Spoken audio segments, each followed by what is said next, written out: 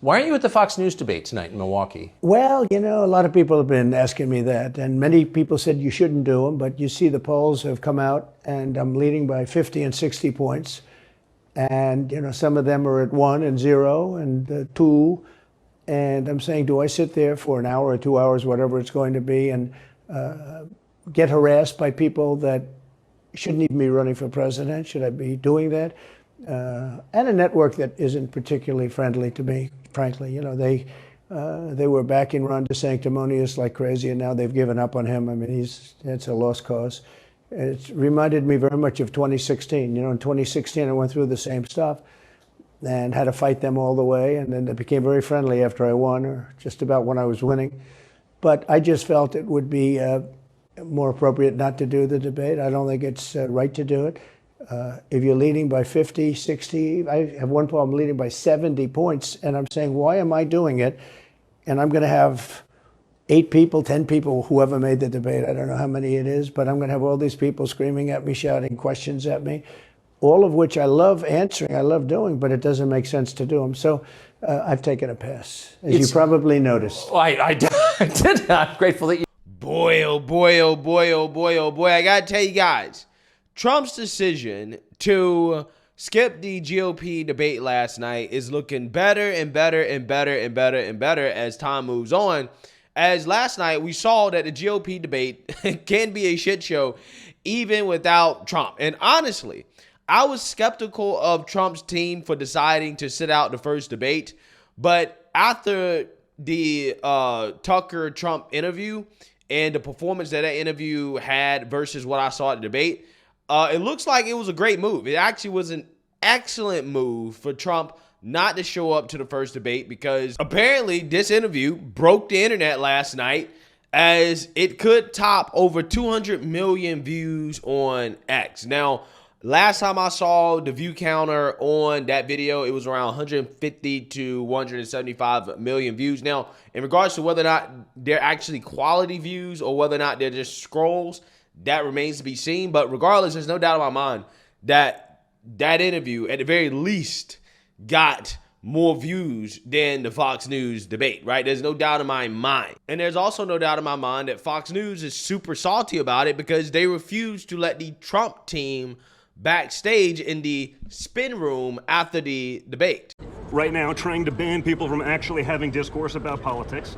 How un-American. Probably shouldn't surprise any of us. But that's what it is. And I've been told by others that I would be able to go in. So they said we were able to go in, then they said they weren't. Now that we're here, and the candidate that said you can't go in the spin room. They're telling me right now, Fox won't let me into the spin room. That's what the American people should know. This is the kind of they're network telling him they he are. works for security here, but they're telling him that I'm not allowed to go in there, because the candidates that they've been boosting while simultaneously trying to cut down Trump for the last 2 years didn't perform as they had hoped. So they can't have someone who can maybe be a representative of my father. Just like a few weeks ago when I was canceled after the first indictment, I was scheduled to go on. And about 5 minutes before I'm on, I found out I'm no longer on, because apparently I wouldn't be a great surrogate to talk about my father's indictment. Just so we understand what we're dealing with here. So it shouldn't surprise any of us. And it's also why Trump was 100% right to not go to this debate. Exactly. It's beneath him, and when you know that you're walking into a setup because of exactly these kinds of circumstances, you understand exactly what's going on in mainstream media, even conservative. It's very I like un-American. to knock the one against side, but I got to call Amendment. balls and strikes. This is no different than what we see from the Democrats. It's no different than what we're seeing from the Fulton County DA when they're trying to put a gag order on Donald Trump so he can't defend himself in court proceedings. And more importantly, to function as an intimidation tactic for anyone else who would defend him, where the DA there is then saying, hey, we're going to add you people to the indictment if you take part in this. I don't know, guys, doesn't reek of democracy. All the people that have been screaming that for the last 6 or so years, especially during the Trump presidency, when I believe we had a lot more freedom than we do now, or certainly since this administration's taken over, are strangely quiet. But I guess we shouldn't be surprised. Okay, we still haven't received the numbers from the Fox News debate, but regardless, I think it was a great move for Trump to skip it because of what he said in Tucker's interview, which is that you just gotta have a whole bunch of people who have no chance of being president, who shouldn't even be in the race, attack him. Like, for example, Chris Christie, who still got his ass handed to him last night, even though Trump wasn't there, by Vivek Ramaswamy, who, in my opinion, was the winner of the debate, even though Trump was the winner of the night by not showing up to the debate. Trump won overall. But Vivek Ramaswamy was the only person in that debate, in my opinion, that actually really came out on top and gained something. And clearly Trump is not really feeling any type of way about it because he actually congratulated Vivek, right? He was applauding him after the debate. And it seems like Trump and Vivek are very friendly, at least as of now. Now, will that change in the future? Will Trump start to attack Vivek if Vivek becomes a real threat? Well, I mean, if you know Trump, right, then you probably know that that's probably going to happen. But that remains to be seen, okay? In the meantime, okay, it looks like this interview with Tucker actually worked out well, and Trump, in fact, is the winner of the night. As, again, it got a ton of views. And I'm going to talk more about the performance of this interview. But first, I want to play some key highlights from this interview that Tucker conducted with Trump, in which Trump talks about his indictment, okay, and what is going on down there in Georgia. And that is relevant because he's set to turn himself in to be arrested and to take his mugshot in Fulton County. Take a look. DeSantis is out. I think he's gone. So he was at a level. People have figured him out. He's gone. But if somebody else got in, other than me, they'll go at him just as viciously as they did me. These people are sick. They will go after them. And a lot of people say they won't be able to hold up. I do get credit for holding up quite well, I must tell you. I think it's... How do you do that? How do you get indicted, every week and stay cheerful? I think it's a lot easier because I'm so high in the polls, because it means the people get it. The people see it, like this horrible district attorney from just a little while ago, from essentially Atlanta, that's Fulton County. She said, basically, I don't have any right to challenge an election. Well, what about Stacey Abrams? What about Hillary Clinton? What about all of these Democrats that are still challenging my election? The same people that are saying, he's challenging an election, challenged my election. And they did it with slates. They did it with all sorts of things. They were very bad about it. But basically, they're suing me, and they're saying, you don't have any right to challenge it. If you challenge an election, we're going to indict you and put you in jail. So what they're doing is they've weaponized, and don't kid yourself, the DOJ and Biden and the whole group, they're watching all of this stuff. They love the local stuff. The DA in Manhattan.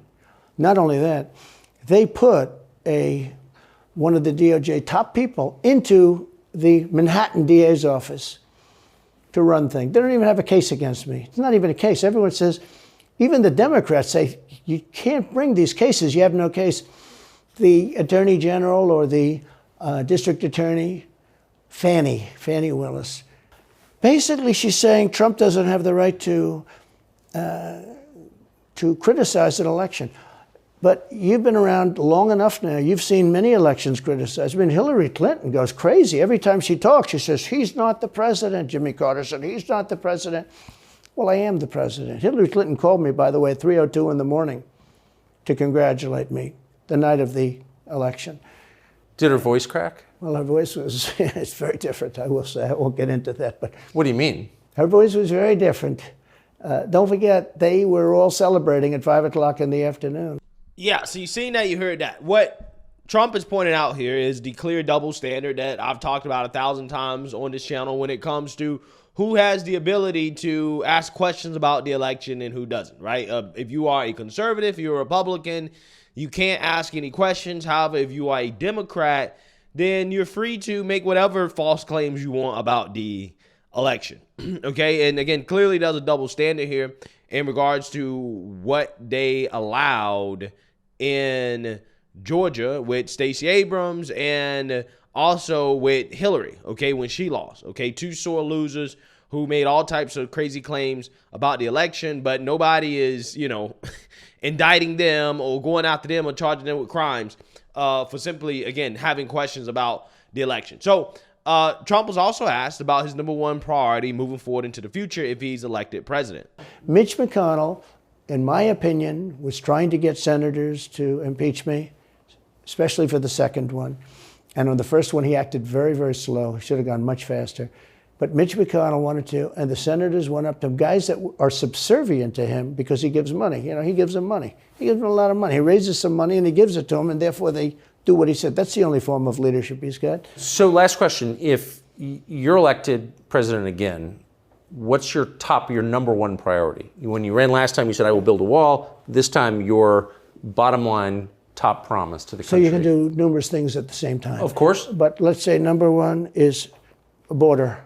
I built 500 miles. In fact, if you check with the authorities on the border, we built almost 500 miles of wall. And I had another 200 that I was going to build. You know, it's like water, it seeks. And we're going to build another 200. We built it. It was all set to go. All they had to do was install it. It would have taken 3 weeks. And that's when I found out. I said, I think these people actually want open borders. The first thing I would do would be I would seal up the border good and tight, except for people that want to come in legally. Yeah, so Trump's number one priority is going to be securing the border, right? Which I think, honestly, that along with crime domestically and inflation as well, too. I mean, those three things, those are the big three, okay? You got to address at least one of the big three as the number one priority.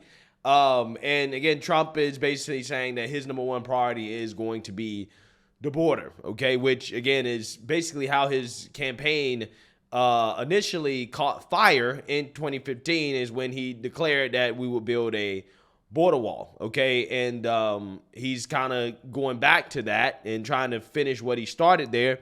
So I really don't blame him.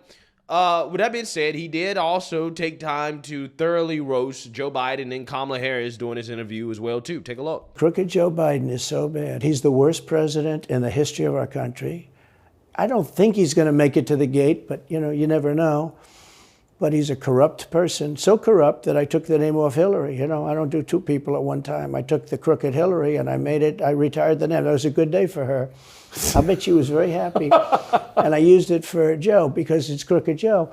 But Joe is really... But you don't think he's going to make it to November of 24? Well, I think he's worse mentally than he is physically. And physically, he's not exactly a triathlete or any kind of an athlete. You look at him, he can't walk to the helicopter. He walks, he can't lift his feet out of the grass. You know, it's only 2 inches at the White House, right? That's not a lot. But you watch him, and it looks like he's walking on toothpicks. So, and then you see him on the beach where he can't lift a chair. You know, those chairs are meant to be light, right? They're like 2 ounces. Yeah. You lift them up. He can't lift the chair. He can't walk to the chair. And I don't know what they're doing with the beach. You know, this beach is seeming to play a big role, but they love pictures of him on the beach. I think he looks terrible on the beach. He looks terrible on the beach. Skinny legs. Well, he can't walk through the sand. You know, sand is not that easy to walk through, but when he walks through it, he can't walk through the sand. And there's somebody in there that thinks he looks fabulous at the beach. I think he looks horrible at the beach. Plus, the beach doesn't represent what a president's supposed to be doing. You're supposed to be working.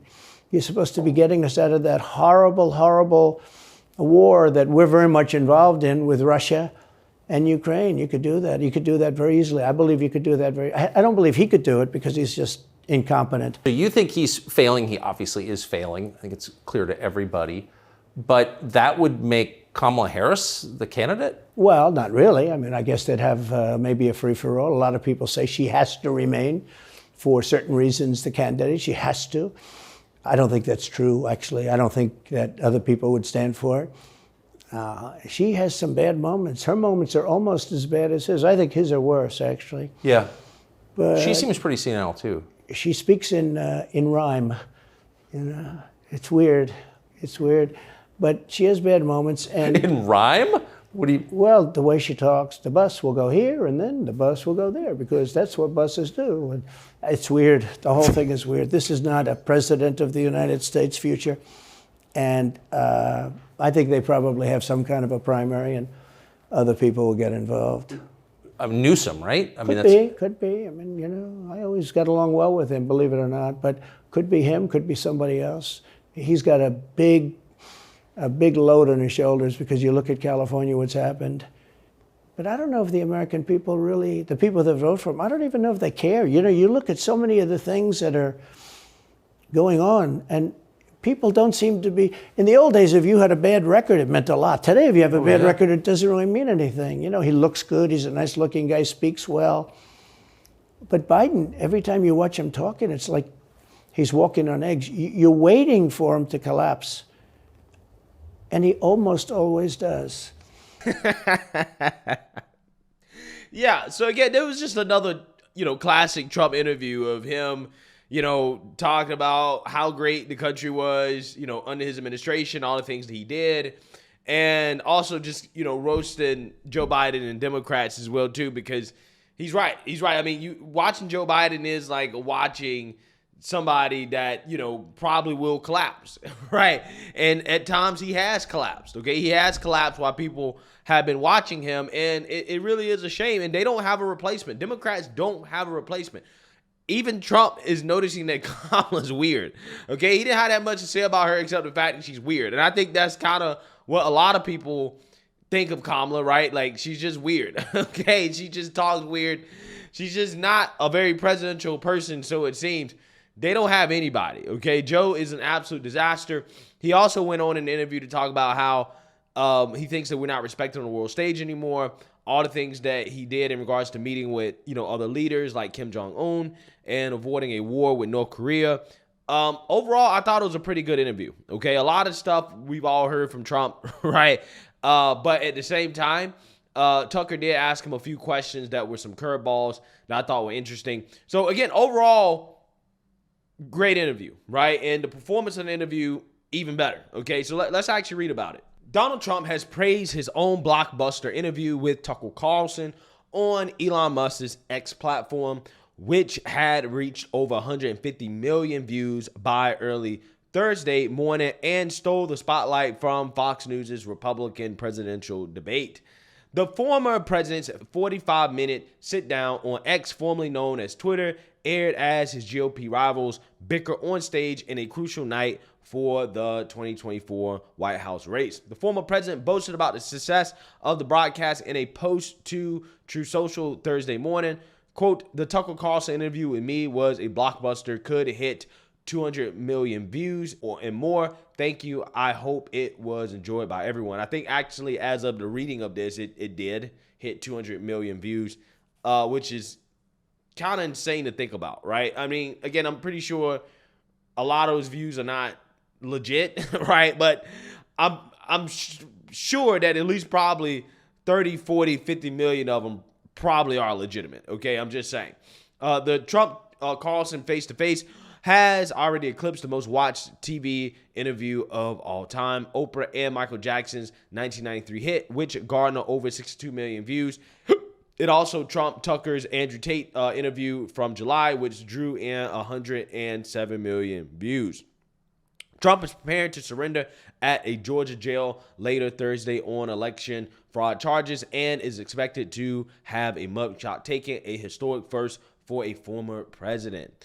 The viewing figures are almost certain to eclipse the number of Americans who tune into Fox to watch Ron DeSantis, Vivek Ramaswamy, and the rest of the GOP field go to battle to try and close the gap with the front runner. However, the millions of views also counted X users who scrolled past the video and didn't tune in for the whole interview. Yeah, so basically in a nutshell, even though all these views probably are not actual quality views, it still was a success for Trump, okay? He definitely won the night, okay, in regards to the GOP debate. Fox News is probably super salty about it. We know they're salty because they wouldn't even let the Trump team in the back room after the debate, which tells you everything you need to know about how they felt about it. And again, Trump just seems to be ahead of the game, right? He seems to be ahead of the game. And we will see how the polls shake out moving forward after this, okay? And whether or not he will actually show up to the next debate. So let me know what you guys think. Make sure you like, comment, and subscribe. Most importantly, share a Black conservative perspective. Peace.